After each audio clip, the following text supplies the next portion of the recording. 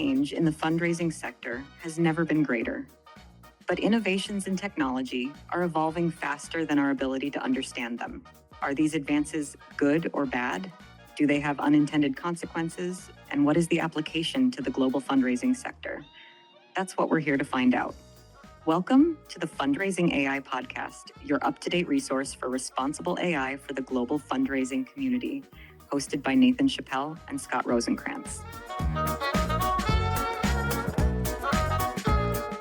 Hey everyone, we're back for another episode of the Fundraising AI Podcast. I'm super excited today to have a very special guest with me on stage here. And this is someone that actually I met through someone that neither of us can remember how we got introduced, but the world has this magical way of bringing people together, like-minded people, and doing good work.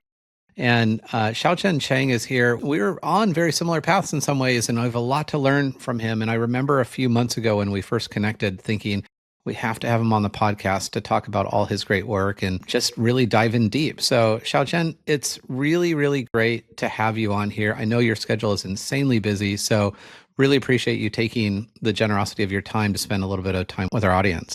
It's an honor to be on your show, and I know that so many people love it, and I'm very happy that I have the opportunity to just meet many of them, through your show. Yeah. Well, it's fantastic. So I want you to fill in a lot of these gaps on your bio, but just to give our audience a little bit of the specialness of your background. So you're the founder and chief AI officer of AI 2030. So we want to dive in deep in that because that just sounds super exciting and maybe scary to some, but AI 2030 and like impetus around that, we'll go talk about that. You're the CEO of FinTech4Good. I know you did your Ph.D., I think in finance, correct? Or something related to finance innovation? Right. Yeah, it's interdisciplinary, but with a focus on financial technology. Yeah. Yeah, amazing. So not surprising you launched a company called FinTech4Good, although you could have done FinTech4Bad, and that would have been perfectly acceptable in most academic circles. You've got 20 years experience at the intersection of impact and social impact and technology, but you've worked with some amazing organizations. So you chose a very different path, I think, throughout your career with the World Bank, United Nations, and then, of course, at AWS, where I was last week at the AWS Imagine conference. You were the global head of innovation and go-to-market.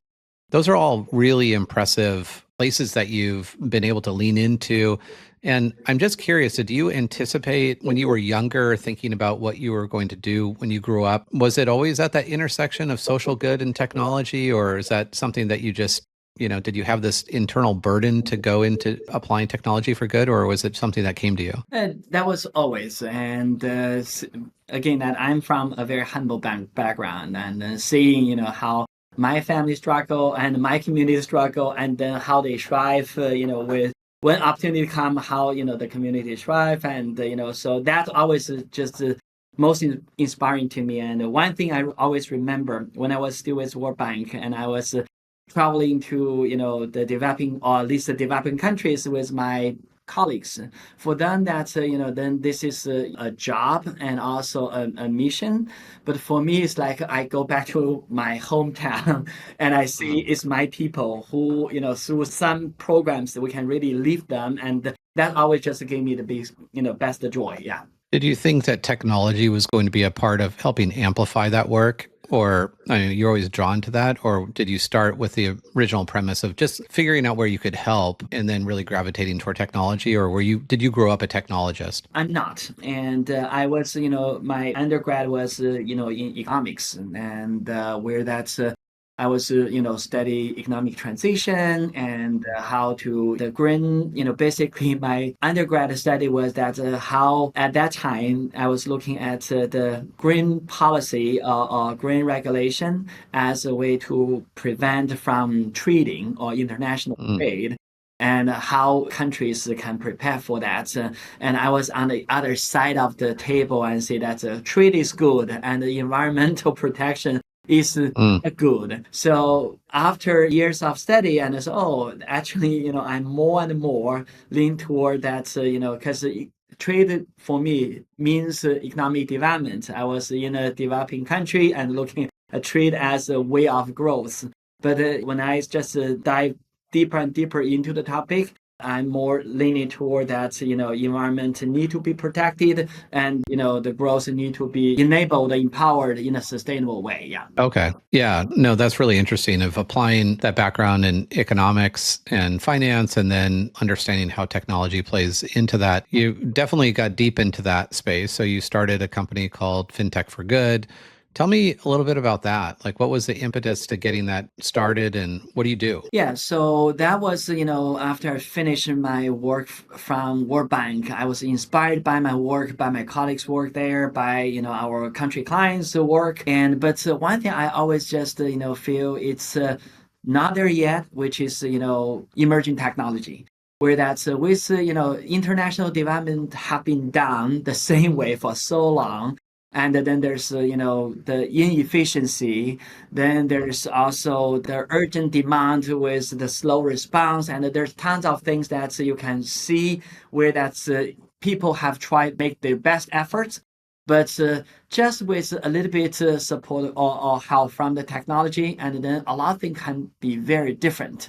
And many times that's, from the International Development Agency, and we want to empower private sector to grow, and then through private sector's capability, and then to empower more community. So from that, we always say that technology is really changing how we imagine international development can be done. And at that time, I was looking at, crowdfunding, looking at Bitcoin-based peer-to-peer transaction, looking at, all the green technology. And through those technology, we're looking at, how the growth can be green, growth can be sustainable, growth can be inclusive. And that's, I was fascinated about blockchain technology. And after I left World Bank and I started FinTech4Good, mostly focusing on to leveraging blockchain and other fintech tech to build SDG related solutions through incubation acceleration. And I learned a lot from the founders, and I also helped many of them to just connect their solution with the real world problem, with the impactful partners, and then bring their solution, at the forefront of international development. So does there appear to be a lot of organic interest in the private sector getting involved in like social development, or are they treating this as something they do on the side? How do you try to engage the private sector into this work that is so deep and meaningful, but they tend to be so focused on just trying to scale their own businesses that it's not a key priority for them? Yeah, and in general, the private sector engagement in the impact work is really progressing or evolving. And historically, that's, when we just introducing the sustainability as a concept, and then the emergence of CSR and becoming a dominating approach for them. And then typically that's, CSR is in a communication or PR department, but that's actually, we have seen when times goes on and many of them grow out of the PR and all that, and then becoming part of the main business as they see the mentality of the founders or CEOs, how they address, that also evolve. And then currently I would say that many of them looking at the triple bottom line, and they have included the impact work into their, bottom line. And of course, this is still, in evolving, and on a daily basis, they are being shaped by their own customer, by the policymaker, and also by their shareholders. Yeah. Yeah, I found it interesting last year at AI4Good. We were just talking about, for those that don't know, AI4Good is an AI initiative of the UN based on helping support, maybe rescue the SDGs, which are kind of a mess right now with AI, which is a little ironic. But I was surprised last year at AI4Good that only 7% of the attendees were from the nonprofit sector. But there were lots and lots of big private organizations that were there. And maybe how they define AI4Good is a little bit different. I mean, my MasterCard, I remember doing a presentation on how they're using AI to prevent fraud detection. So, I mean, that is a good thing. But that also, to me, is part of their core business, right? They don't remain in business if their data is insecure. Meta was there, who obviously has many challenges on the responsible AI front, or has faced a lot of scrutiny on that. I'm curious, like, what your thoughts are what is that public-private partnership? Is it imperative? Are the incentives aligned or are they misaligned? Or do you find yourself in a place of hope where these great needs that humanity has, is it up to the nonprofit sector to do on their own? Or is it a new wave of public-private partnership that really will support that? Yeah, so from the partnership, although we are talking about partnership amongst the organization, by the end of the day, it's a partnership in between humans. And many times that, especially, if you work for a larger organization, I worked for a larger organization, within organization that naturally you have different people who genuinely care or who genuinely don't care. And then you bring them all together, becoming a corporate culture. And then you do have people who genuinely care. You do have people who genuinely don't care. And I think there is that for the partner, especially from the nonprofit side, that is always find the right person. And that is critical. And of course, from corporate mandate, and we have already seen that many of the larger or big tech or larger Fortune 500 already have stability as a common practice, have people who are leading that, resources to do so. But whether they are doing it in collaboration with the community, with the nonprofit, who they collaborate with, it's again go back to the human side. Yeah. I love that. And that actually resonates so much with the depth of my work. So I spent 20 years in nonprofit. I'm a technologist, but I got into nonprofit kind of on accident for 20 years. So I guess it became not an accident after a while as I chose to stay in the field. And what I concluded when it came down to that work is about connection. It's about individuals. Sadly, what we're seeing in most developed nations is a decline in civic participation, just essentially people who look up from their phone and look around at the needs of the world and want to make a difference. But I believe there's so much power right now with people who do care.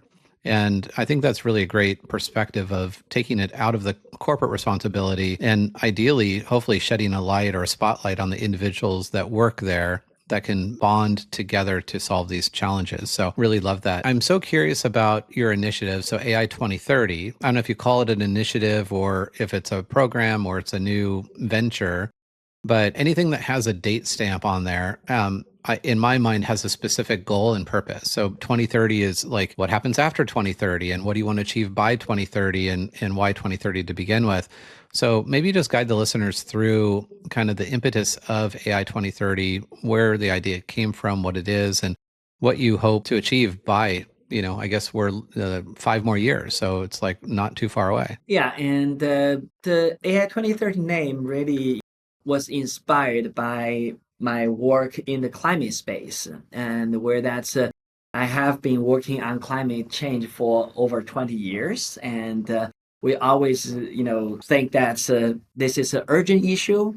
There is a tipping point if, we cannot mitigate the climate risk. And then after tipping point is reached, and then there's no way back.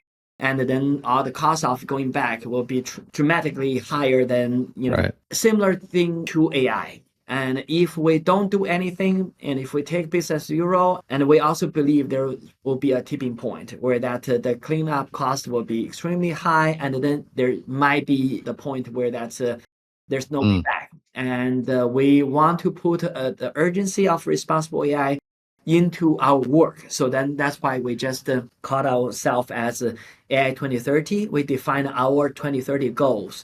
And where that's because, when I share with people, I'm working on responsible, everyone said, what is responsible AI? So then we first define to make AI transparent, accountable, fair, safe, secure, sustainable, and privacy preserved.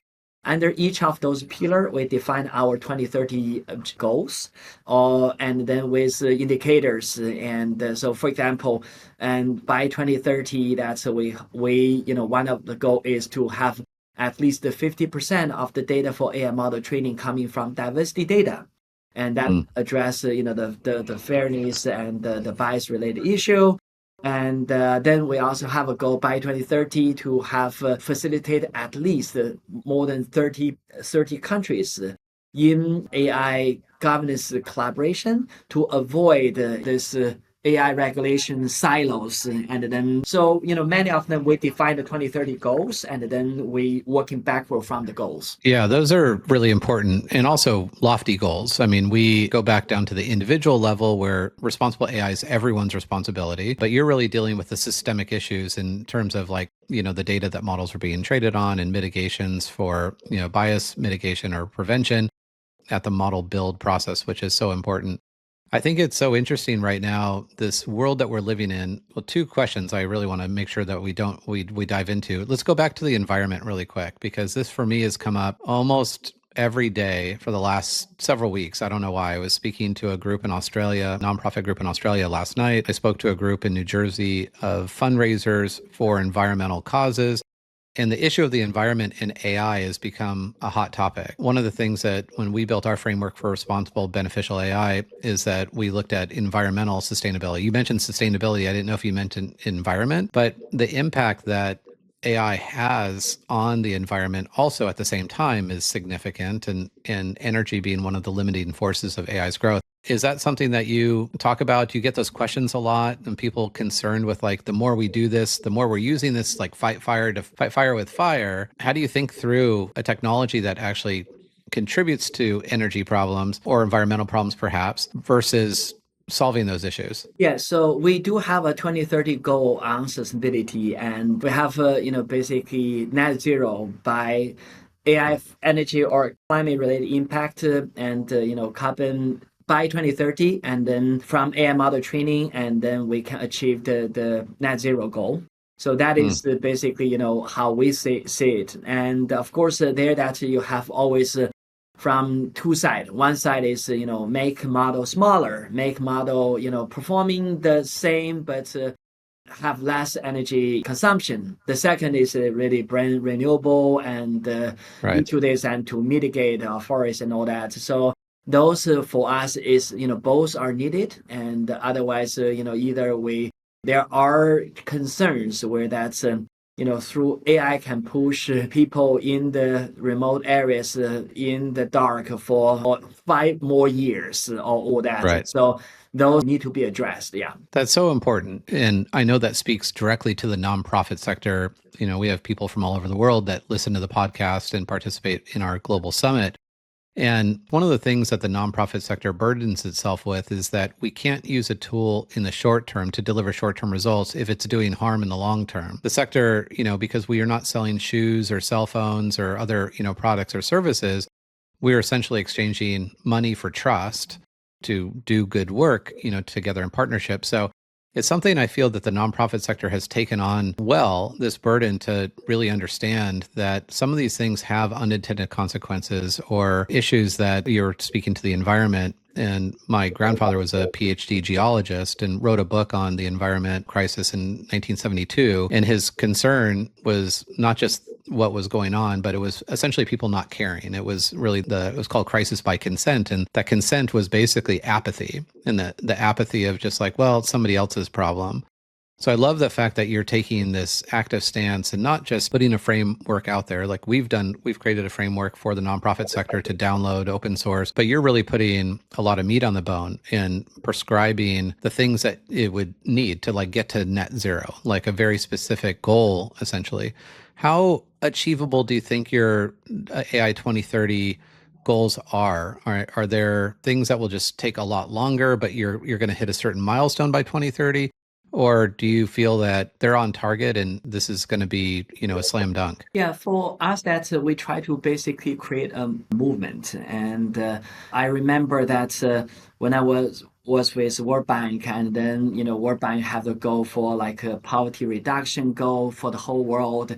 And even, as big as World Bank, and then to have a goal for the whole world is just much bigger than the organization can do. Not to say that's how small AI 2030 is. But what we try to, is more as there are a couple of things what we try to achieve from that. Number one is that we try to align people who think the same, and create a movement, and then to accumulate those individual behaviors from organization and also individuals, and then bring them, aggregate that, and then say what we can achieve. And the second thing is that we also want to bring alignment of people who can just come up with the vision or shared goals, and then we come up with the data point to say that this is the data point are trying to define for the world. But is that a good one or bad one? And kind of as what you asked, be achievable or not.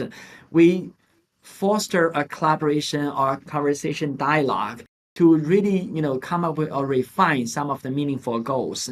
For example, in this year, that although we have very clear 8 goals defined, but for 2025, we focus on 3. And then we just refine them, and then constantly some are at the implementation stage, and others at the consolidation, getting input.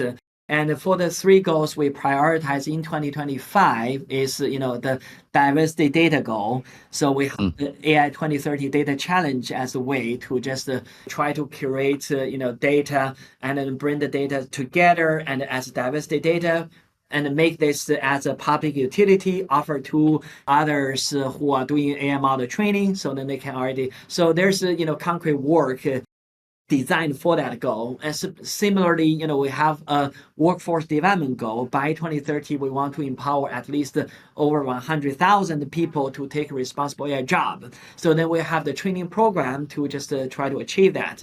Similar thing for the goal that we defined the 30 country for policy coordination and collaboration. We have the Global AI Regulation Index as a program to trying to just develop the tool and then facilitate the conversation amongst the countries. So we have the 2 goals which are at the implementation stage. We also have the goals like the hallucination goal, sustainability goal. We're still in the consultation stage, try to get input from the partners. So are we defined in the right way, and what are the implementation mechanism to just implement that in the next 5 years?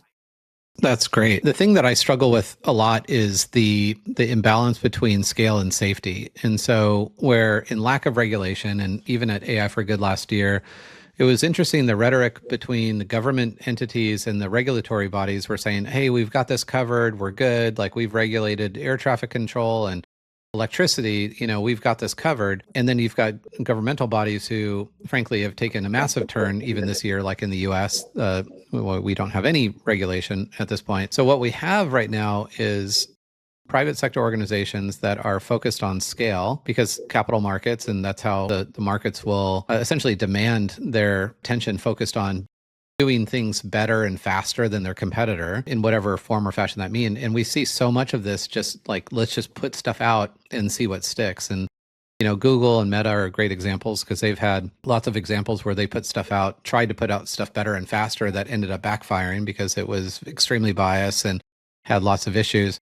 So how do you achieve these goals in spite of the other side? The incentives are so strong to just go and just like go so fast. It's like you're like swimming up this like massive stream that's coming down really quick, and you're trying to like, hey, everybody pause, let's do this right.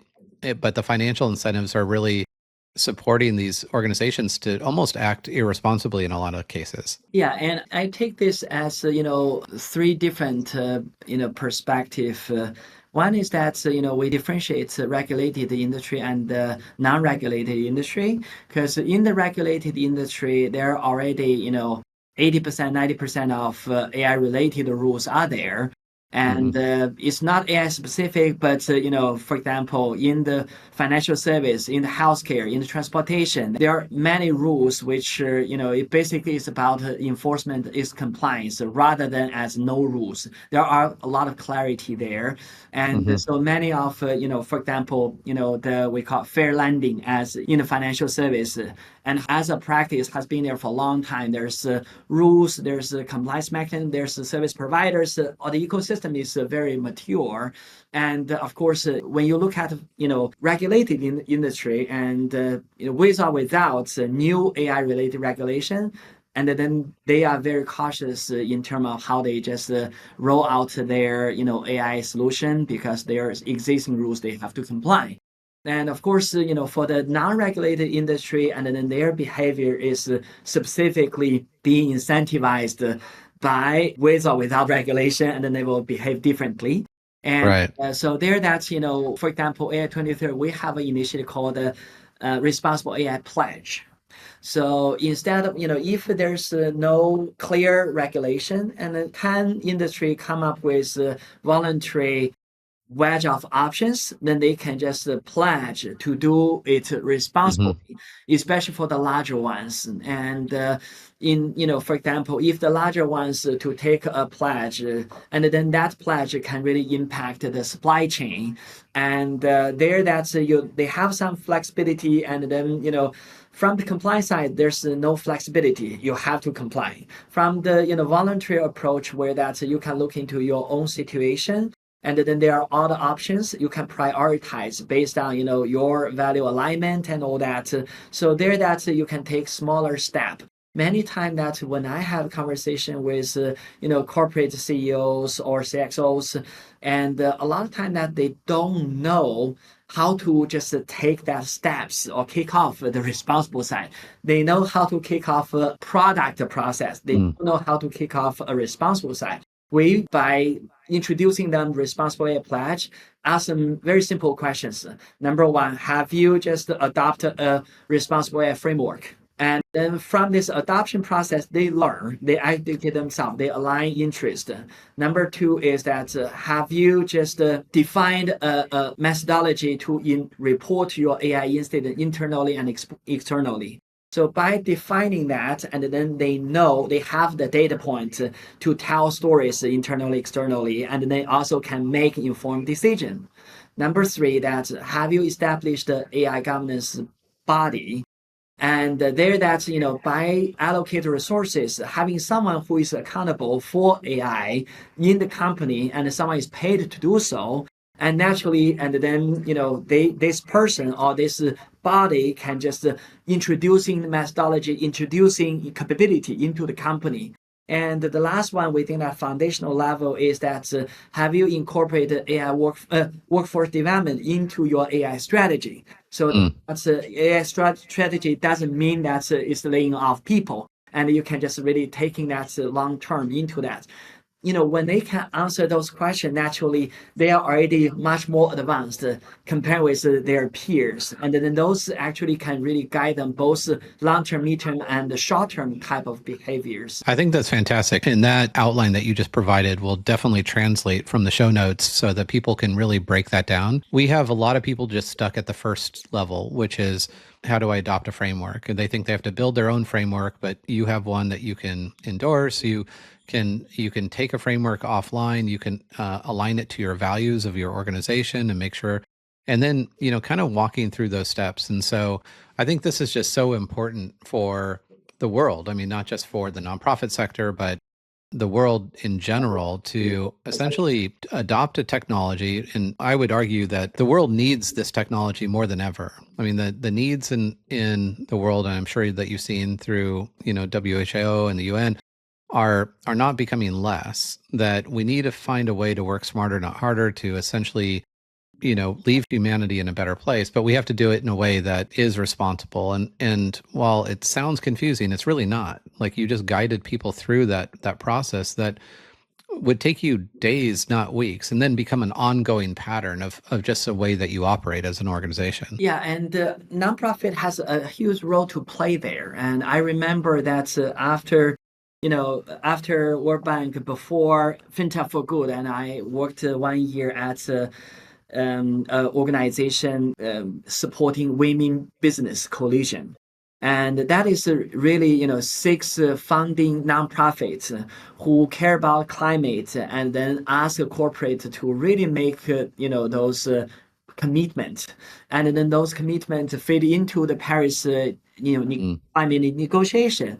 And where that's, I remember that we are looking at the numbers. We were able to, within a short period of time, secure more than thousands of commitments, which can translate it into, millions of tons of carbon emission, and bring that as a result to the negotiation. And then the regulators already know that from private sector voluntary, they already just have, majority secured. Then, our regulation will be easy. So similar thing to AI. And if, several nonprofit can, or many nonprofit can working together and say, we define an approach, and then this approach, we can just help the corporate to take on a journey together with us.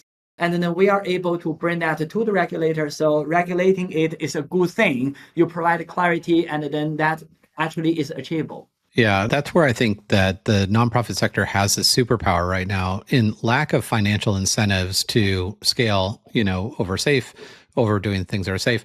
The nonprofit sector has this extreme clarity around both the short term and the long term. And I think there's just a lot of opportunity, to your point, for the sector to come together to inform the private sector, to inform regulatory bodies and governmental entities on, really, this moment where we have technology that presents itself as it can do something for everyone, but not all technology is used for net good. I mean, we look at social media, and had we had the hindsight, 30 years ago to regulate even use of social media for, say, youth, that perhaps we would have mitigated some of the harm that we've seen in some societal effects. And so we have this moment where we can look back at the environment and know what inaction caused. We can look at social media, know what inaction caused, and benefit ourselves from this moment to say, look, let's not do those things again. Let's make sure that we're really leaning into preserving and protecting humanity in the future. So I'm curious as we kind of wrap up here. And have you read Reid Hoffman's new book, by the way? It just came out, called Super Agency. Yeah, no, not yet. But it just came out. So Reid Hoffman obviously is a big time investor and an AI evangelist. He's the founder of LinkedIn and lots of other things. He wrote a book called Super Agency, and he categorizes 5 archetypes of AI people today. I'm curious which one you find yourself in. So he has the doomers. The doomers are people that have they harbor deep pessimism about AI, and they kind of just envision catastrophic things happening. He's got the gloomers, who acknowledge AI's potential, but are concerned about negative implications on job displacement and ethical dilemmas. He's got the bloomers, which are the optimists that really think that AI will enhance human capabilities, and then zoomers, who will just use anything because it's cool. So where do you kind of find yourself in that? I'm just so curious, based at the intersection of your work. Yeah, I think I'm more as a bloomer. And so I have, again, technology for me is never is a battle good. It's really in the human hand. And then we have a role to just make it good. And so if, we can make it good, and then it's just all positive. Nice. All right. Yeah. And I tend to be a little more on the gloomer side, but I am a tech enthusiast for sure. I love technology. I think it's not the technology. I worry more about people. I think mine is probably a bit more glass half empty on, how much faith do you have in the human race? But I definitely think that the tech itself can answer things and do things that are unimaginable to make life better. So going back to this theme of this conversation, it goes back to people. And it goes back to the movement that we try to create together. And in the sense that, I remember, again, go back to compare this with the climate. And I remember a research done by Maryland University, and it's called 6 Americans in Climate. And then they did the same thing. But when you just do more communication and, you create a movement, and you can change people from one category to another category, and they're based on knowledge, based on access, based on all that. And I think we are at this stage for AI, and if we want that technology really generates result, benefit humans, and then technology will not just fail us. And then there is an opportunity that we create this global movement together, and then we can just really just make sure this is in good people's good hand, and then benefit humanity. Yeah.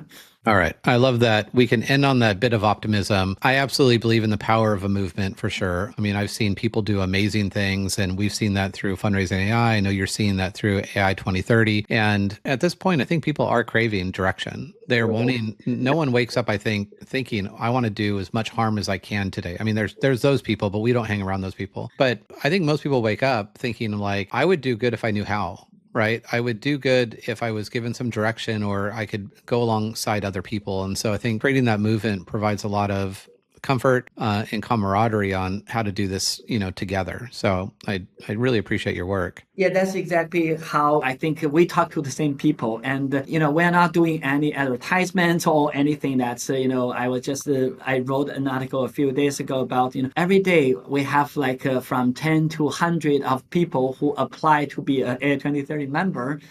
And when I asked them the why, and then that's exactly what you said. They want to do good. They want some direction. They want to be part of something good.